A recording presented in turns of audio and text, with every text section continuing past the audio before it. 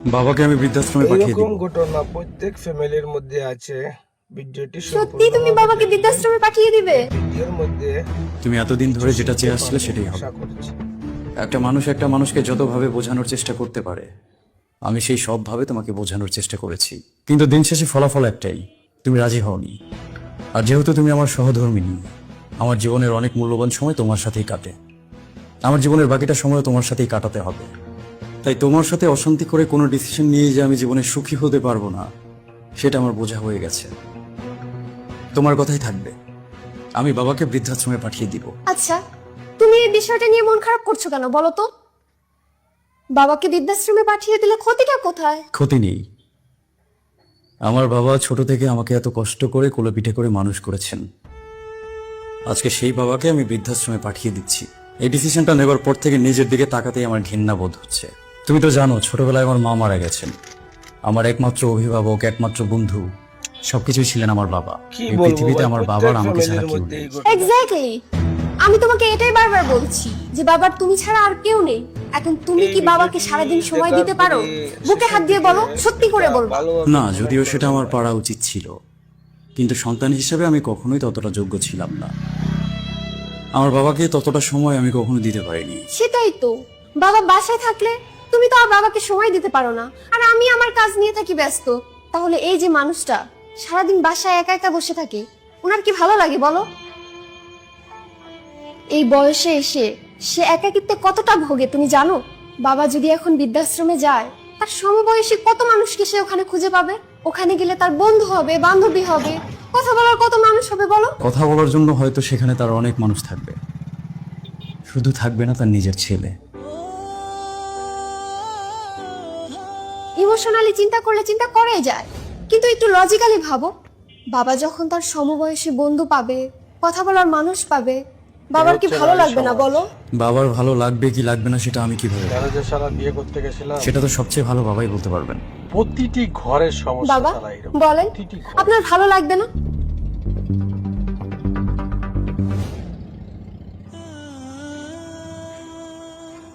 কি ব্যাপার বাবা, আপনি মন খারাপ করছেন কেন?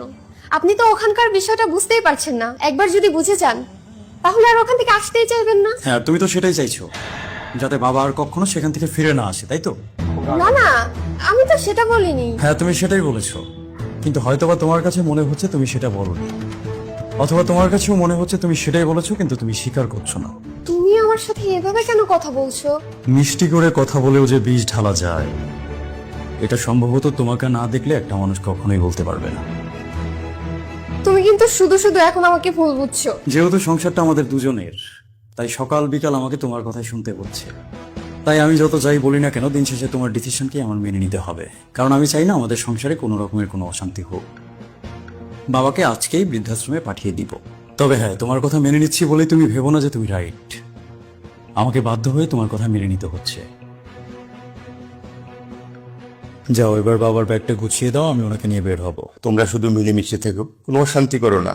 আমার ব্যাগ আমি নিজেই গুছিয়ে নিতে পারবো, সেটা নিয়ে তোমরা কোনো চিন্তা করো না। না না বাবা, আপনি কষ্ট করে ব্যাগ গুছাতে যাবেন কেন? আপনার ব্যাগ আমি গুছিয়ে দিচ্ছি। হ্যাঁ হ্যাঁ, সেটাই তো ভালো হয়। বাবাকে খেদমত করার সুযোগ হয়তো ভবিষ্যতে আর তুমি কখনোই পাবে না। তুমি গুছিয়ে দাও, সেটাই ভালো হবে। আর হ্যাঁ, সাথে আমাদের দুজনের ব্যাগটাও গুছিয়ে নিও। কি বলতেছো তুমি? আমাদের দুজনের ব্যাগ গোছাবো কেন? আমরা কি কোথাও যাচ্ছি? আচ্ছা, তুমি কি কোনো সারপ্রাইজ প্ল্যান করেছো আমার জন্য?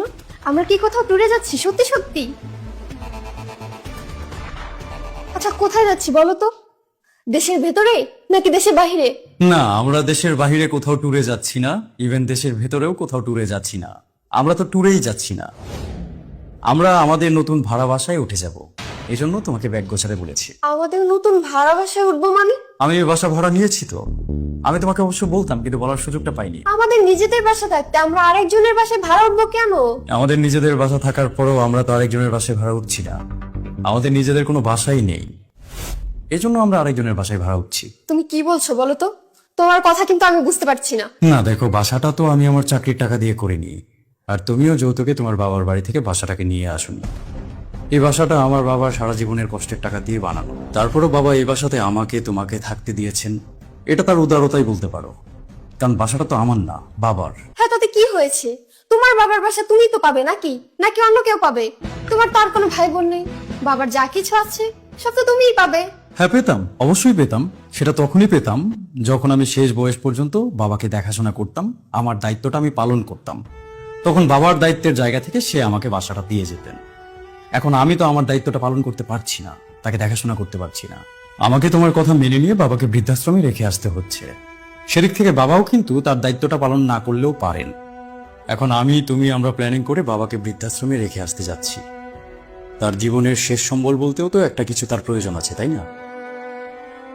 দেখো, কিছুদিন পরে বা কিছু বছর পর যদি বাবার কিছু হয়ে যায়, তাকে কে দেখাশোনা করবে? তুমি নিশ্চয়ই করবে না। আর আমি তখন চাইলেও বাবার জন্য কিছু করতে পারবো না, কারণ কিছু করতে গেলেই তুমি আমার সংসারে অশান্তি করবা, যেটা আমি চাই না।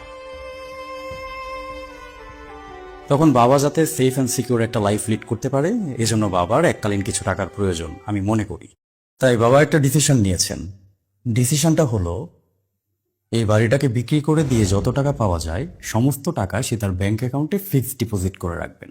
কি কি কি বলছো তুমি? আর এই বিষয়ে আমাদের পারিবারিক উকিলের সাথে আমাদের কথা হয়ে গেছে। আমি আশা করছি আগামীকালকের মধ্যেই বাসাটা বিক্রি হয়ে যাবে আর সমস্ত টাকা বাবার অ্যাকাউন্টে ঢুকে যাবে।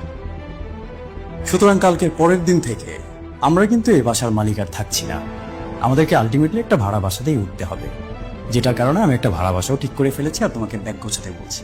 এই সত্যি করে বলো তো, তুমি কি আমার সাথে মজা করছো? বাবা সত্যি করে বলেন তো, আপনারা দুজনে মিলে কি আমার সাথে মজা করছেন? ও এসব কি বলছে? আর আপনি আপনার ছেলেকে দাও বাসা বিক্রি করে দিবেন? আপনি কেমন বাবা? তিনি ততটাই ভালো বাবা যতটা ভালো ছেলে আমি হতে পেরেছি। আমি ছেলে হিসেবে যতটা ভালো হতে পেরেছি তার চেয়ে ভালো বাবা তো তিনি চাইলেও হতে পারবেন না, আর তার হওয়া উচিত না।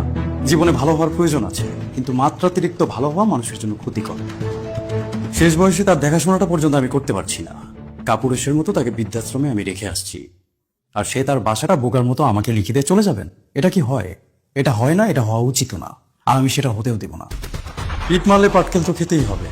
ইট তো মারা হয়ে গেছে, সেটা আমি বুঝে মারি না বুঝে মারি আর তোমার কথা শুনেই মারি। ইট যেহেতু মারা হয়েছে, পাটকেল এবার খেতে হবে, আর সেটার জন্য তোমার আর আমাদের দুজনেরই প্রস্তুতি নেওয়া উচিত। যাক, এত কথা বাড়িয়ে লাভ নেই। তোমাকে আর আমাকে এই বাসা ছাড়তেই হবে, যেমনটা বাবাকেও ছাড়তে হবে। তুমি যাও, আমাদের ব্যাগগুলো গোছাও, বাবারটা বাবা গুছিয়ে নেবেন। আজকে বিকালের মধ্যে আমাদেরকে এই বাসাটা ছাড়তে হবে।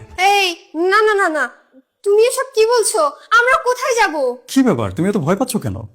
আমারও তো স্বামী হিসেবে তোমার প্রতি কিছু দায়িত্ব কর্তব্য আছে নাকি?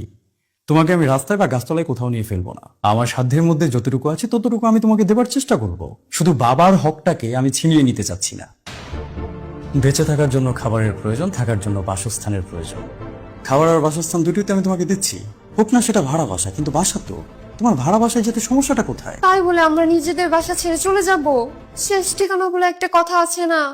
নিজেদের বাসা ছেড়ে আমরা কিভাবে চলে যেতে পারি? আমরা ওভাবেই আমাদের শেষ ঠিকানাকে ছেড়ে চলে যেতে পারি, যেভাবে আমার বাবা তার নিজের শেষ আশ্রয়কে ছেড়ে চলে যাচ্ছেন। না না, বাবা চলে যাচ্ছে এটা তোমাকে কে বললো? বাবাকে কি আমি চলে যেতে দেবো নাকি? কি বলো কি? বাবাকে যেতে দিবে না? কিছুদিন যাবত তো খুব বলছিলে যে বাবাকে বৃদ্ধাশ্রমে পাঠিয়েই তুমি ছাড়বে। ওনাকে না পাঠালে তুমি ঠিক মতো খাবে না, আমার সাথে কথা বলবে না, সংসারে অশান্তি করবে। এখন আবার কি বলো? আরে আমি তো তোমার সাথে মজা করতেছিলাম। আমি কি পাগল নাকি যে বাবাকে বৃদ্ধাশ্রমে পাঠিয়ে দেব? আরে তুমি যদি নিজে থেকে বাবাকে বৃদ্ধাশ্রমে পাঠাতে চাইতে তবুও তো আমি রাজি হতাম না। পাগল নাকি আমি? বাবার আমাদের ছাড়া কে আছে? আমি কিভাবে বাবাকে বৃদ্ধাশ্রমে পাঠাতে পারি? আরে পাগল, আমি তো দেখলাম যে তুমি বাবাকে কতটা ভালোবাসো। মিষ্টি কথা দিয়ে বিষ ঢালা, এই ব্যাপারটা না তোমার চেয়ে চমৎকার ভাবে কেউ কখনো করতে পারবে না। তবে সোজা ভাবে হোক আর বাঁকা ভাবে হোক, তুমি যে সঠিক রাস্তায় আসতে পেরেছ, এজন্য আমি তোমার প্রতি খুবই খুশি। আচ্ছা বাবা, এখন তাহলে তুমি কি বলো? উকিলকে কি ডাকবো নাকি ডাকবো না? বাবা, তুমি যেটা ভালো মনে করো সেটাই করো, আমার এখানে কিচ্ছু বলার নাই।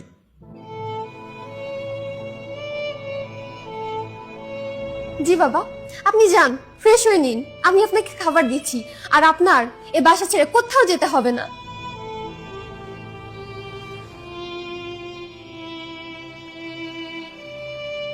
না মানে বলছিলাম কি, একটা কথাও আমি তোমার সাথে এই মুহূর্তে বলতে চাচ্ছি না। দয়া করে তুমি আমার সামনে থেকে এখন যাও। এই পৃথিবীতে যারা মিষ্টি কথা দিয়ে বিষ ঢালে এই মানুষগুলো প্রচন্ড রকমের ভয়ানক হয়। একটা সাপকে বিশ্বাস করা যায়, কিন্তু এই মানুষগুলোকে বিশ্বাস করা যায় না। ও যখনই সুযোগ পাবে বাবাকে ছোট ছোট বিষয় নিয়ে অপমান করতে চাইবে, অপদস্থ করতে চাইবে, সেটাও আমার জানা। তবুও চাইলেও আমি ওকে ছেড়ে দিতে পারবো না, কারণ ও আমার সহধর্মিণী। প্রত্যেকটা মানুষের প্রতি আমার দায়িত্ব রয়েছে, কর্তব্য রয়েছে, যেটাকে আমার যে কোনো পরিস্থিতিতে পালন করতে হবে। পৃথিবীর যত দায়বদ্ধতা সব যেন পুরুষের কাঁধে এসেই পড়েছে। পুরুষকে বোঝার মতো কেউ কোনো কালেই ছিল না।